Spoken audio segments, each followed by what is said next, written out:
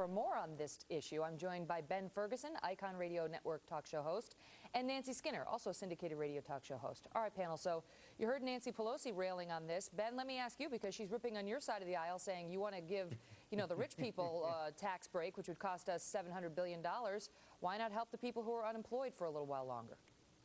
Look, she didn't have the votes on her own side. That's who she should be ripping on. I mean, the reality here is you've got unemployment benefits that people have been able to get on for literally 2 years, 99 weeks. At what point do you say, you're at the point where either you need a reality check because you haven't found a job like your old one that you love, that you were making a lot of money, or B, you've just become lazy.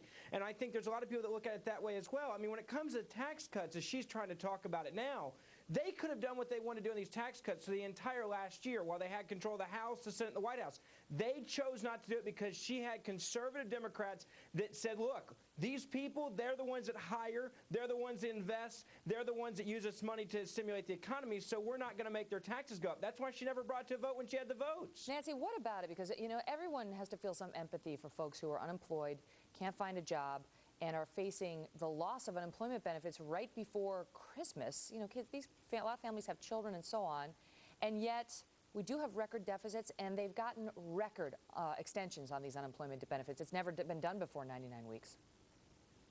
Well, Megan, not everyone is empathetic. In fact, Rush Limbaugh today said that they shouldn't be, that it's ignoramus to extend this. He was ripping on the AP. As a cactus, he was ripping on the AP report. An eel. Well, he was ripping on the AP report, which is very one-sided in favor of the extension. Because then that was his point. His point is stop giving these benefits out. Now, here's where he's wrong.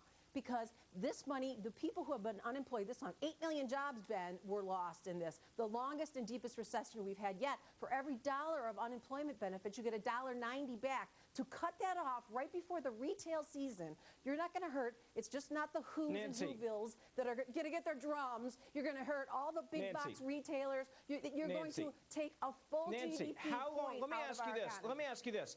I and everybody else agrees that when you're down and out, sometimes you need help. But 2 years is what we're talking about here. That's a year and a half longer than the longest we ever had before this. So let me ask you this question. When is a good date? When is a good time? And after how many years do you finally put the blame back on the person, say, it may not be the job you want, it may not be the salary you want, but it's time for you to just go get a job instead of being lazy for 2 years? All right, and let's just say for the record, obviously not all these folks are lazy, right? I think, Ben, you would agree with that. But some folks, listen, I know somebody who's on unemployment right now, and he's getting $400 a week.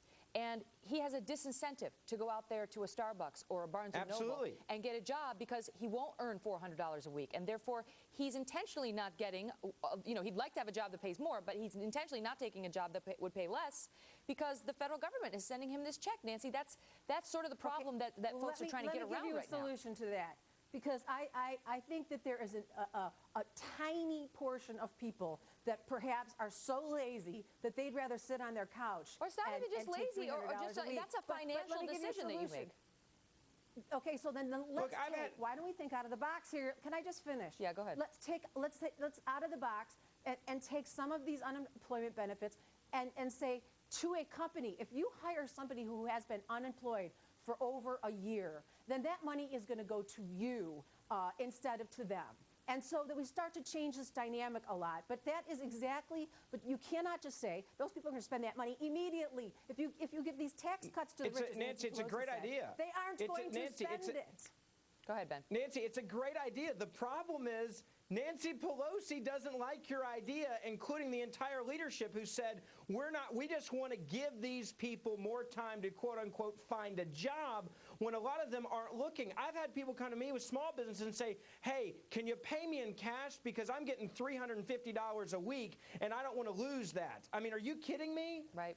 I mean, that's the problem. And yet here we are, we're facing, if we wanted to extend them till February, our brain room says if you want to extend them till February of 2011, it's going to cost us $12.5 billion.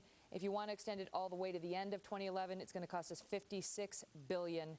And 800,000 people are supposed to lose these benefits by the end of next week. 2 million by the end of December. 700 billion to the richest 2% in America. Got it. So 700 billion has nothing to do with the issue. Okay, got it. Ben, Nancy, thank you both. Thanks.